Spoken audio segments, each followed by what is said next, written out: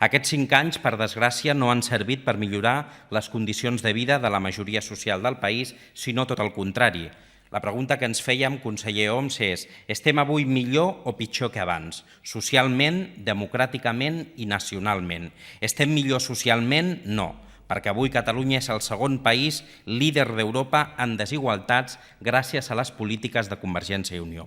Estem millor democràticament? No, ho hem vist fa una estona en el punt de la comissió del frau fiscal, perquè vostès miren cap a una altra banda quan es parla de corrupció, tot i les exigències de la ciutadania. I estem millor nacionalment?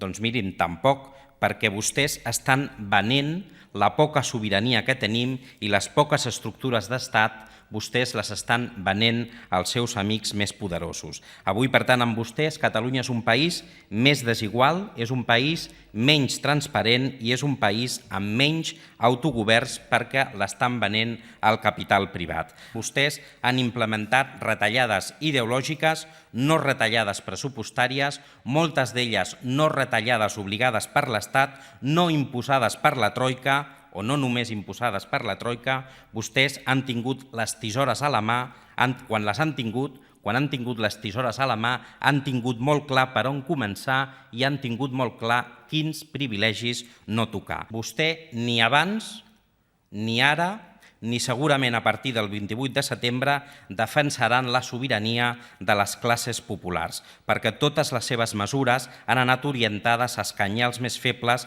per no tocar els privilegis dels més poderosos.